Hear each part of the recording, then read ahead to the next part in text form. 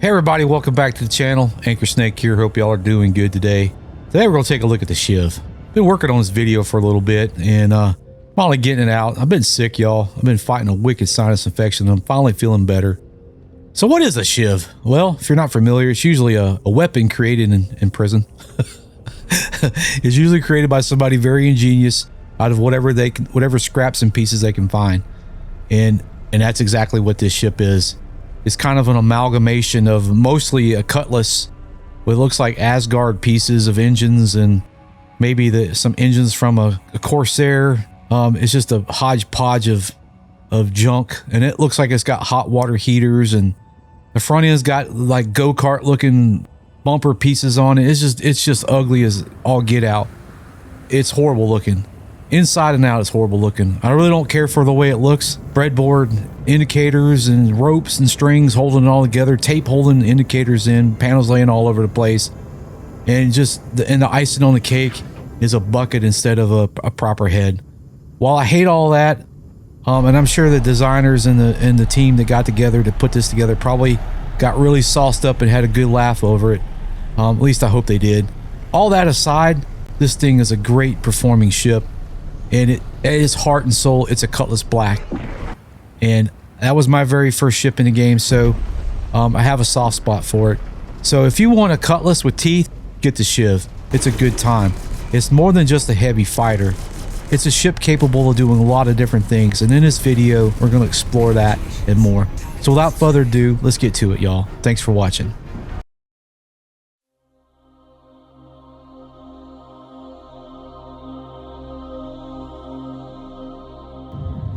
Alright guys, so on the inside of the Shiv, so here's the flight station. Here's the breadboard indicators. I don't like that. I don't like the tape holding the indicators in. There's rope, all kinds of gizmos and stuff like that. Sit here in a pilot seat. Standard fare, landing gear. As far as switchology, there's a power switch, an engine switch, open exterior. Then we have an exit button. That's pretty much it.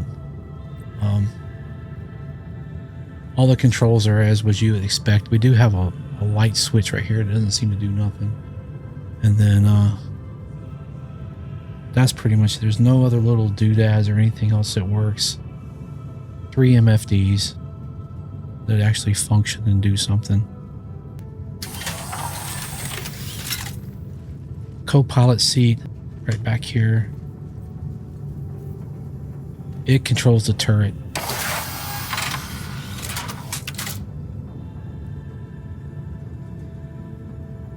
Power on. 2 MFDs, and then to enter the remote turrets right here. And here you go. Here's the remote turret.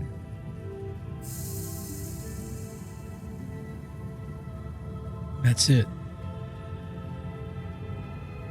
We'll hit Y to get out of it, and that's the flight station. Bits of string and wire and stuff hanging like that. I really don't care for that. And junk all over the floor. Fuse panel. Gun storage.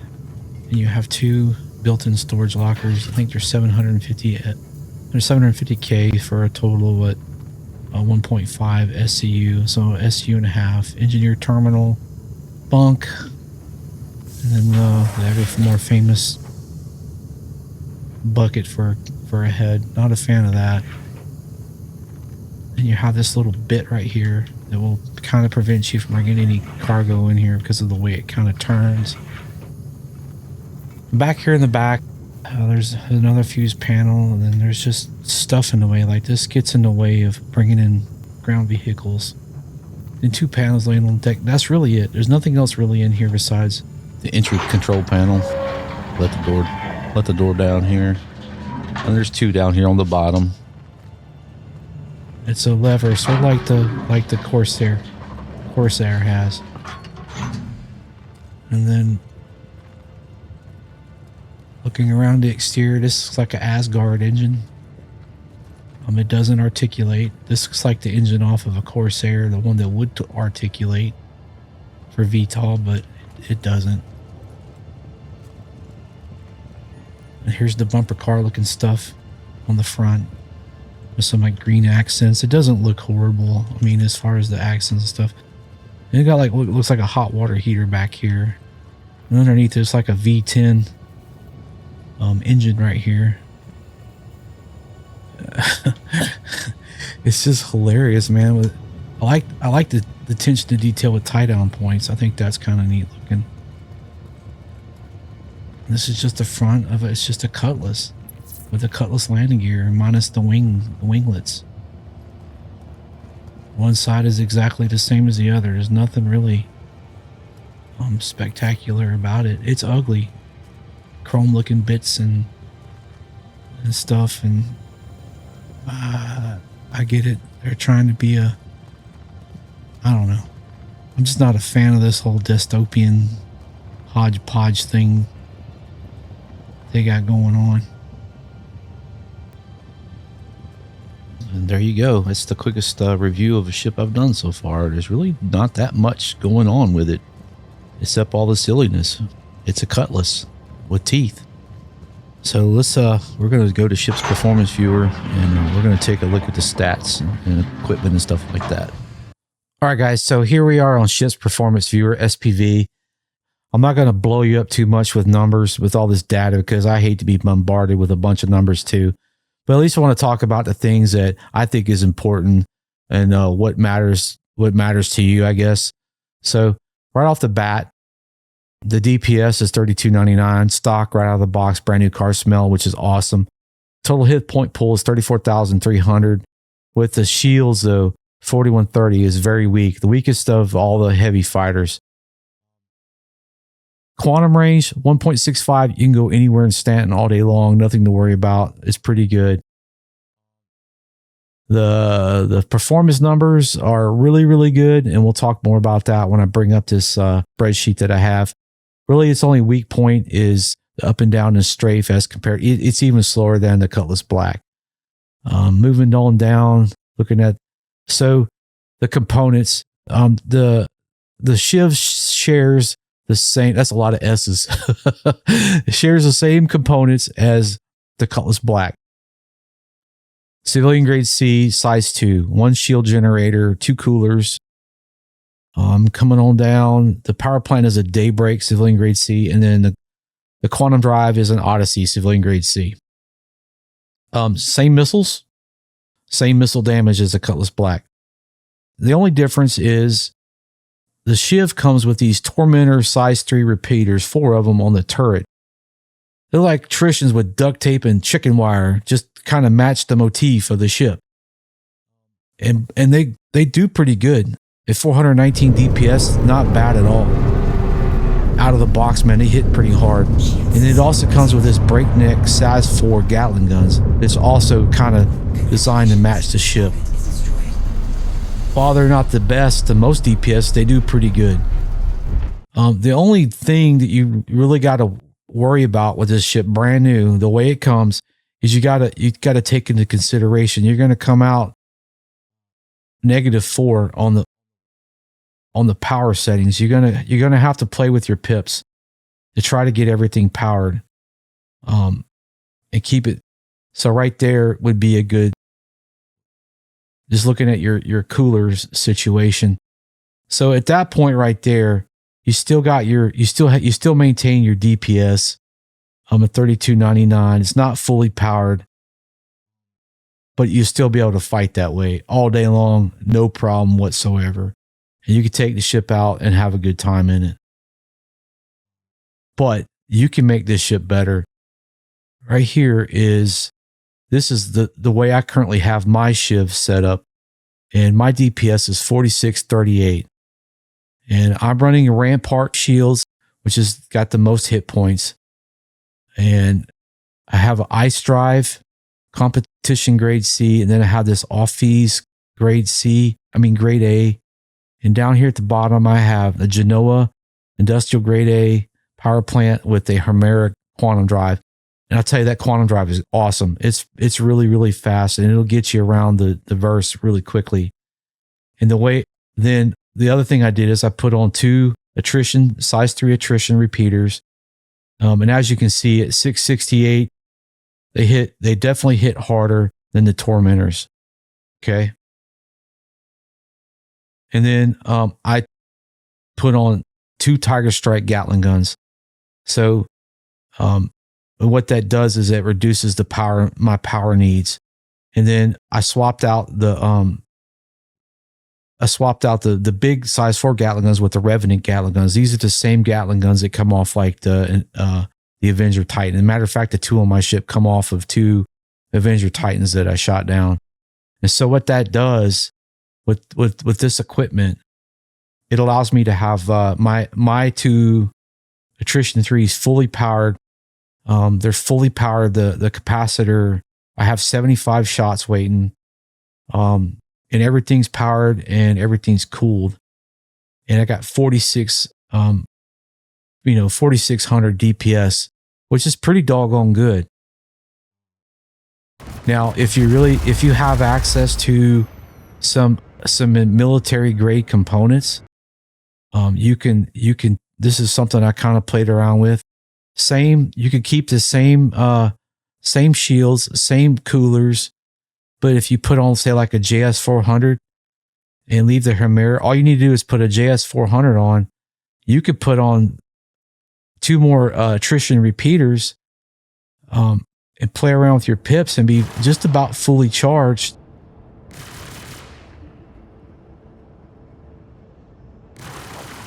And at 96%, 5 pips, at 5 pips, that gives you 72 shots. So if you have the JS400 power plant, you don't have to play around with your pips at all. You're rocking 72 capacitor, man, and that's outstanding. And so that was kind of the point I was trying to make. But if you don't, 43 and 58 shots, capacitor rate is respectable. And you can make do with that. And with 4 attritions going, man, that's a bunch of pain that you're dishing out. So if you go back and look, this is my current setup.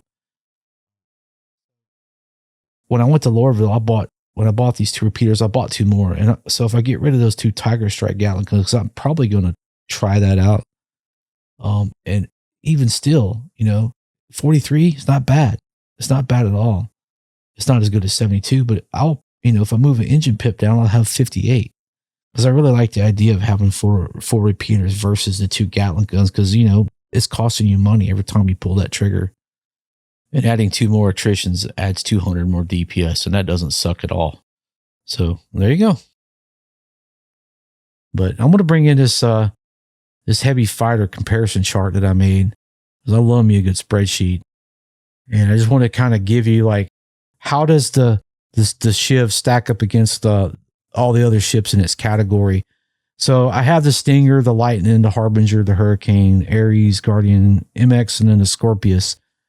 And as you can see, the Shiv is above average in just about every category except for this down, and then the shields and the health points. This is kind of its Achilles heel right here.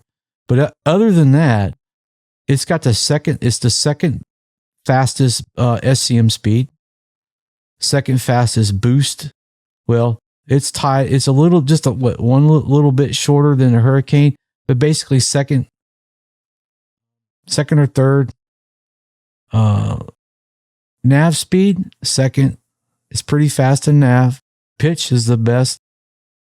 Yaw, second best. Roll, 137, second best.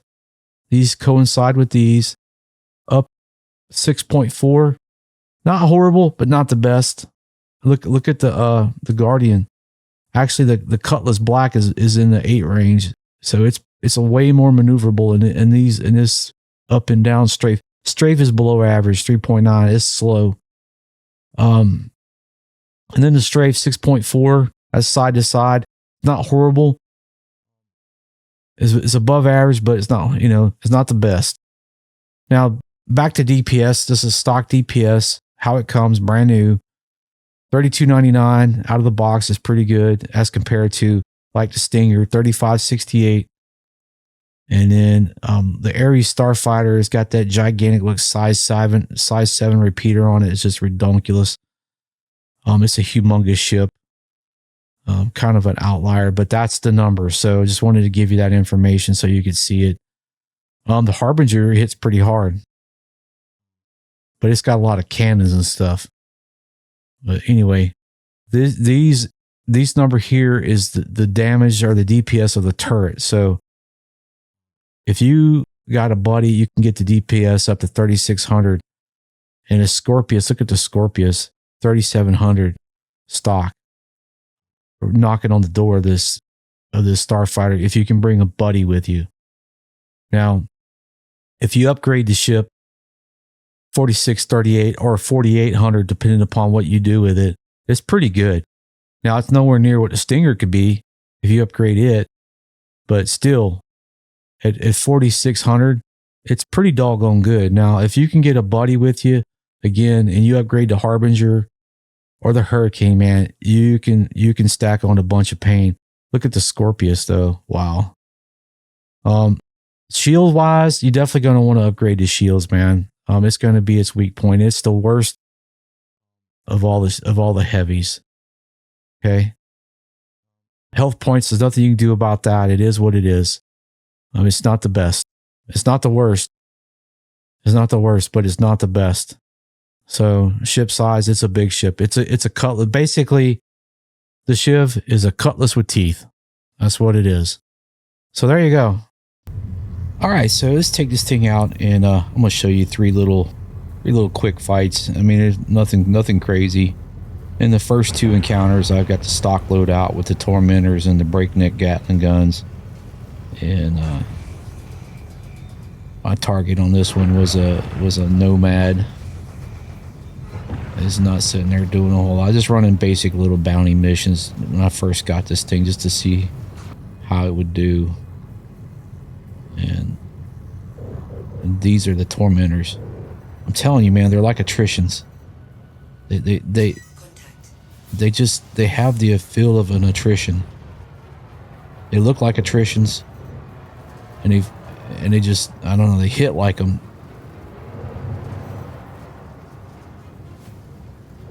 I think they're just dumbed down attritions with duct tape and chicken wire.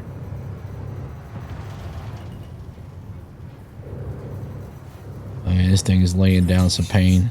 I didn't even gauge the Gatling gun. And then the same fight, there's a Talon that's going to get in my face. And I did manage to get some loot off of him, which is pretty cool. There's the Talon. He's not doing a whole lot except getting shot. And those Tormentors make pretty quick work of him. You can see the capacitor rating is 71. This is the second encounter. And I think it's just an origin ship. Like a 100i or something like that.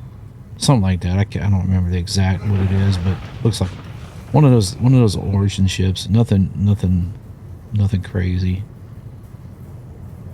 He didn't even have any friends. As you can see, my radar is not working.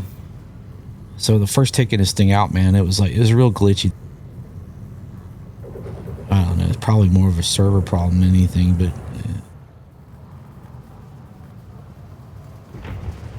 Anyway, there the pips started working.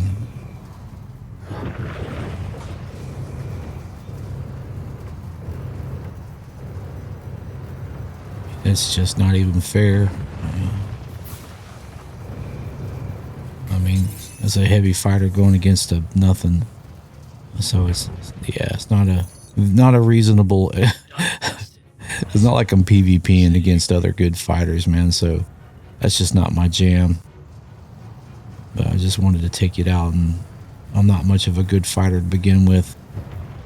I'm still got much to learn, but this little encounter here was with my little modified version. As you can see, the 275.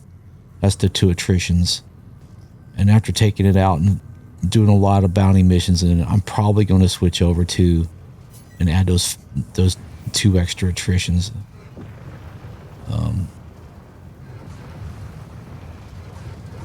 going to bypass this, trying to bypass his friend and get to the actual target.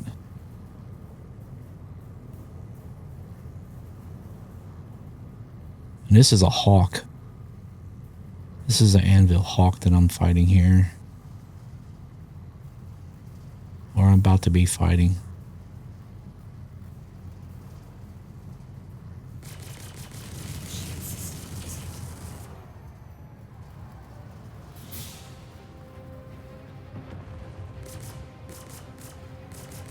Yeah, I kind of miss having 4 repeaters in this situation. The Gatlins do hit hard, but I do miss having and I'm probably going to switch back to the repeaters. I don't know, man. I like them. I did have a fight where I went up against like Harbinger and some other. There's three on 1, and it was a tough fight, but I still won. So it's a good fighting ship, man. Anyway, I like it. Once you get really good at it and get a lot of practice, you know, you'll get better. But the ship can hold its own in a fight. And anyway, it's gonna make real short work of this guy. Now he's dead. Let's see what else this thing can do. So the Shiv, like I've been saying, is basically a Cutlass. It's a Cutlass Black. And a Cutlass is a very versatile ship. Technically is listed as a medium fighter and a medium freighter. What I can tell you is that this was my very first ship in the game, so I spent a lot of time in it, and I loved it. I mean, I still do. It's like I said, it's a very special ship to me. And last night I took it out just to see, and I was able to put 106 SCU in this ship. I had 90 SCU of cargo in the back, and then like 16 up front in the front section. So you can make a living with this ship, and I did. That's how I got started in the game. Now the Shiv is not going to give you, is not going to hold that much cargo, and that's where we're going to head next. Like this last section, I was like, what else can the ship do besides be a heavy fighter? What it can do is it can make you a bunch of credits, and as you're about to see, I was just curious, like how much cargo, how does it hold it? Does it have the same capacity? You know, what can I do with it just besides taking it out and fight it? So here we go. Obviously we're in Lorville, and I'm doing a trench run. You know, a little bit of Star Wars nostalgia here. This game is full of it, and so it's awesome, man. I love this game. Anyway, we're gonna cut to loading, me testing the load. I was loading the Shiv with some store all containers. So here we are. I just wanted to see what this thing could hold. It's listed as holding 32 SCU back here. Obviously the back has been modified quite a bit, but I didn't know. So that was my first 8. And I wanted to see if I could get, I couldn't remember if I almost got killed by that, by that 4. He was mocking me. You see that face he gave me? I want to see if I could double stack it, and you can't. You can't. You kind of can. In the Cutlass, like near the, like where the door is, here where the ramp is at, but I don't recommend it. They tend to get stuck. So I'm gonna take it out, and it's just not gonna hold it. But I couldn't remember. It seemed like it's been a while. It seemed like I could. So I throw this thing back, and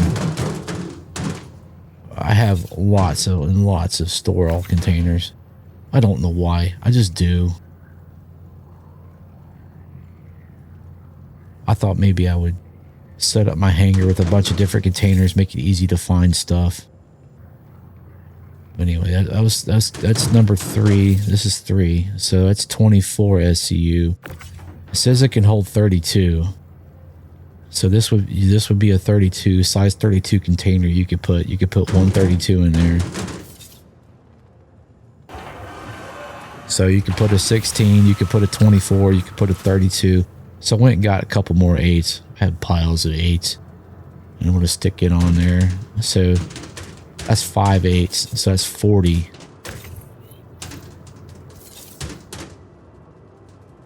With only one way to get on and off the ship, you gotta leave you a place to walk.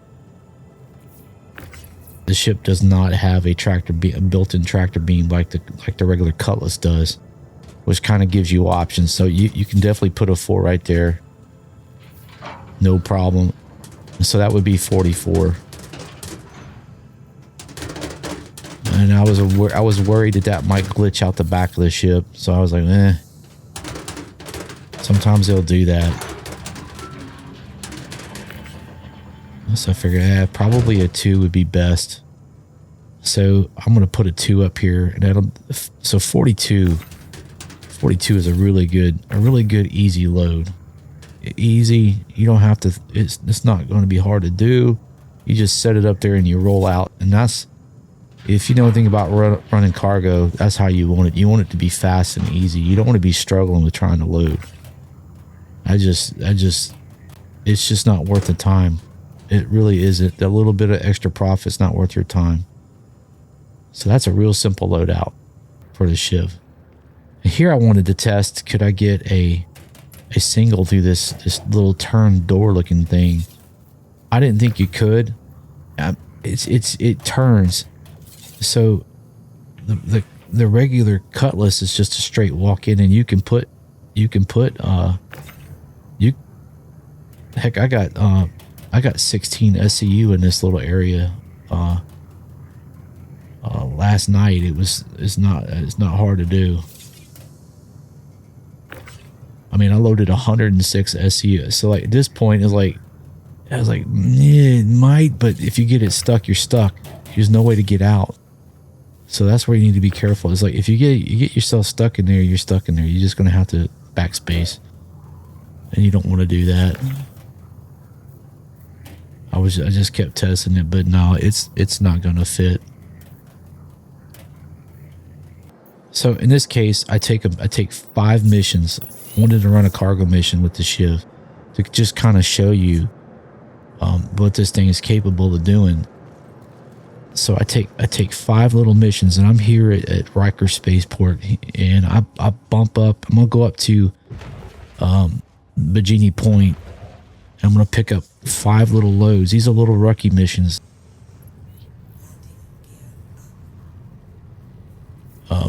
And I know you're thinking like, well, Anchor, why would you take? It's a heavy fighter. If I wanted to run cargo missions, I would go get my cargo ship out. That's cool, man. That makes perfect sense to me. But the point I'm trying to make here is the Shiv is versatile. So you could theoretically, if you run a couple bounty missions, you could go run a couple cargo missions, and you wouldn't have to go switch your ship out.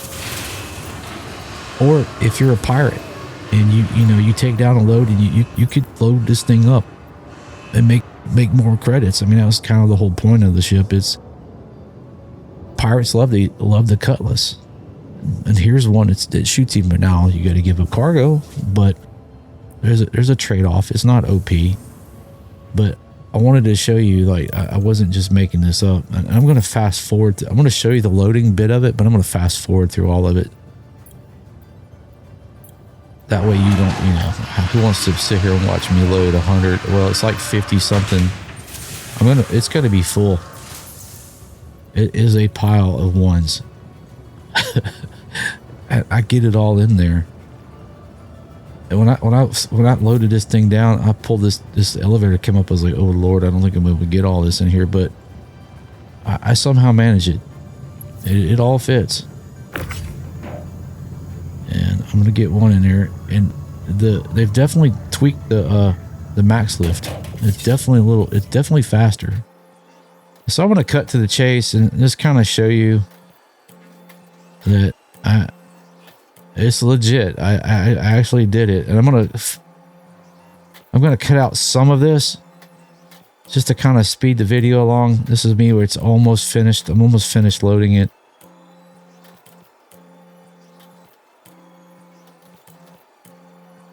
I do kind of struggle with the last 5 because you got to get it on the door, and you got to leave you a place. You do have to leave you a place to walk. I wish you could jump up on 1. Sometimes you can jump up on a 2 if you get a run and start at it, but I do kind of fight with the last 5 here. But I eventually managed to get it loaded.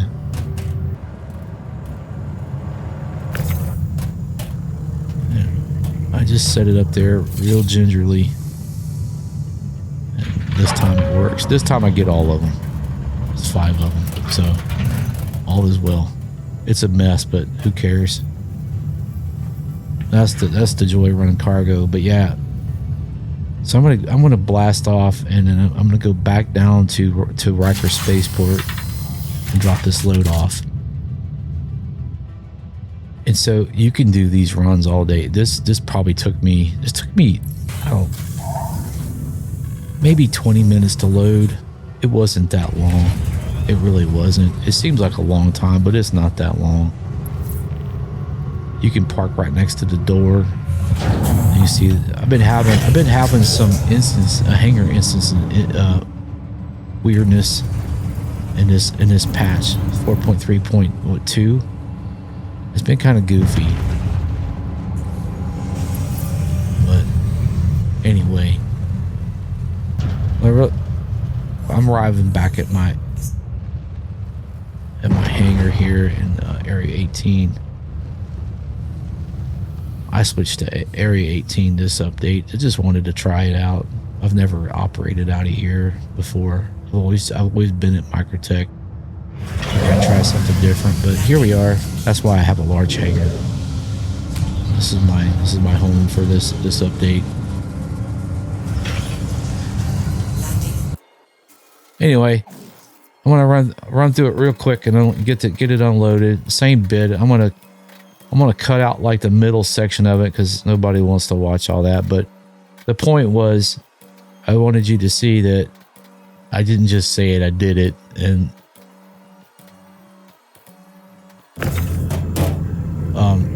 that is a forevermore pile. It's 45. I think it was 45 SU total is what it ended up being. Something like that. But anyway, I ended up making 250,000 credits on just that one trip. Now just imagine you can make, if you're really bored or whatever, you could take the ship and you can make credits running cargo in it. The little rookie missions all day long and work your way up to something else. And then when you get tired of running cargo missions, you could go run, I don't know, you could go run, go back to do some more bounty missions, or maybe even perhaps go run some bunker missions, and we're going to take a look at that next. So this quasi Cutlass has a lot more to offer than just being a heavy fighter, like I've said. I wish they would bring back the box missions. You could go back to doing that, but there you go. I wanted to show you. There's 3 that auto completed. Sometimes they don't auto complete. You got to go in and you got to manually submit them, and that's what I wanted to show you. Yeah, there you go. So I had to go in and had to submit these. It just didn't automatic complete, so I had to go back and select the other one. There we go. Click it. Submit. Boom. 250,000 credits with the Shiv. It is doable. But now what we're going to do is, what else can you do with the Shiv? You can haul ground vehicles, and now we're going to take a look at that next, because that opens up the possibility of running bunker missions. And here we're going to test. This is the CO hover quad, and I recommend you use a tractor beam to put these in. Trying to drive these into a ship can get you killed real dead. And here is the Dragonfly. If this will fit, any of them will fit, because I don't think that even the the Apoa Nox is not much bigger than this, if it is at all. But I know for a fact it'll go inside there. So there you go. All of the space bikes will fit. And here's the ATLS. Yep, it fits. So if you want to haul a bunch of ATLSs for maybe your org or something, you can do it.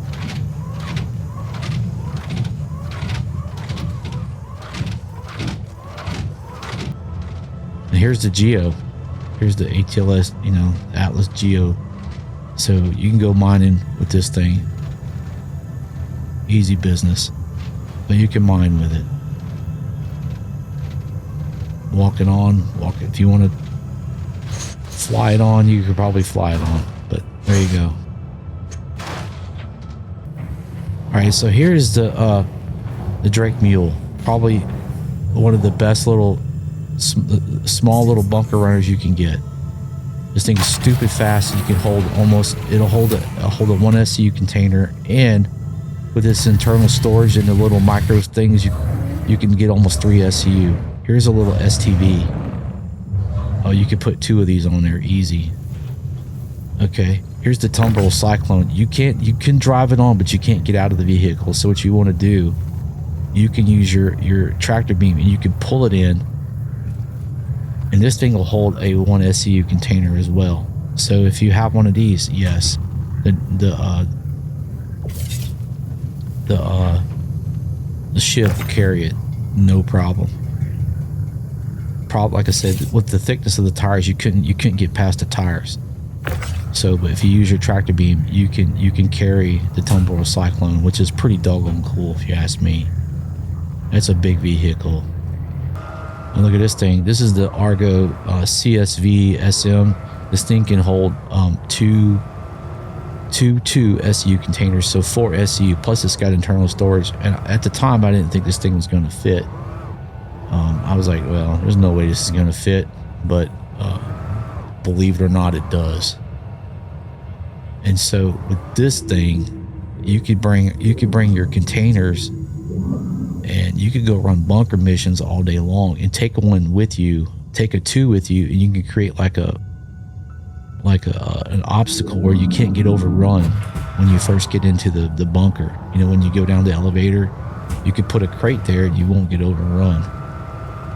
So there you go. That's pretty cool. I just wish it had a gun. That would be epic. And so here is the Gray Cat ROC. This isn't a DS. This is just a single. This is the only one I have. This one here is mine. So it fits in the you know, obviously it fit in the Cutlass. That's why you can rent it anywhere. You can rent a Cutlass everywhere you go. But it as you're about to see, it still fits inside of the Shiv, because this dimension here hasn't changed.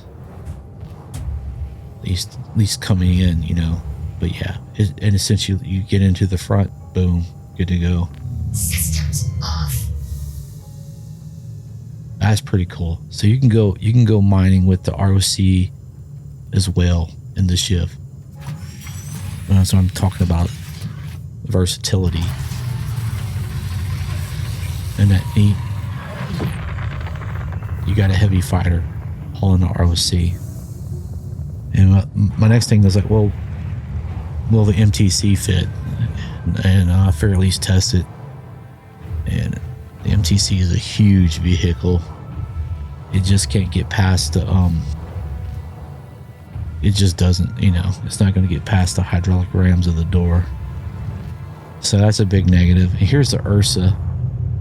I have both of them, but unfortunately the Ursa doesn't fit either. The Ursa's pretty wide. The Ursa is my favorite ground vehicle for running bunker missions, because it can hold a 2 SCU container. It doesnn't lock to the grid. It was supposed to, but it has a gun, so you can clear out ground, you know, opponents. But as you're about to see, it just doesn't fit. There you go. So there you go. All right, guys, to wrap things up, the Shiv is a multifaceted vehicle that can do a lot of different things and surprisingly do them pretty doggone well. Like I said in the intro, it's a heavy fighter. That's his primary purpose, but in reality, it's a Cutlass. And a Cutlass is listed as a medium fighter and a medium freighter, and it still maintains bits and pieces of that lineage. It still can carry cargo. Now, it can't carry the same amount. I mean, I could put 106 in a Cutlass Black, but I could put like 42, 44 in this, you know? So it gives you options. And, you know, even if you're running bounty missions, sometimes you come across scattered cargo. Well, you could pick it up in this, and you can make more credits with this ship and have a lot of fun doing it. It's a lot of fun to fly. It really, truly is. It's like I said, as long as you don't get hung up on what it looks like. And some people love it. Some people think it's great. And I just personally, I don't care for it. But what I do care about is how well it performs. And that's really, at the end of the day, that's all that matters. And you can take the ship out. You can run bunker missions in it. You can go do bounty missions in it. And if you're really good, a really good player, you can do PvP. That kind of stuff in it. I'm just not that good at it. But I can still take it out and have a lot of fun and make a bunch of credits. And as you see in the video, I made 250,000 credits in one run from Bikini Point to Riker Space Station. And you can too. And so with that, anyway, folks, I hope you enjoyed the video. If it wasn't complete trash, please consider leaving a like, a comment. That would be awesome. If you're new here to the channel and you like what you see, please consider subscribing. That would be awesome. At least I hope you liked it. Anyway, y'all, don't forget to smash that like button. It really helps the channel grow. I really do appreciate it. To all the new subscribers, thank you so much for doing that. It really means the world to me. Anyway, y'all take care. We'll catch you on the next one. Thanks for watching. Bye. So I was running this bounty mission in the Shiv, and it turned into a bunker run. Well, it turns out this bunker, his turrets are working. I think if you could get over there into that little gully right there. So I was trying to weasel my way over there, and forgot that this thing doesn't go down very fast.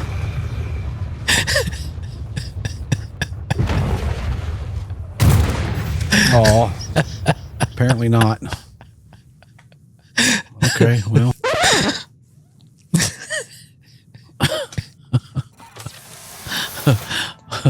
Well, I didn't lose nothing. Just a bunch of time. Thanks for watching, y'all. Y'all have a good one. Take care.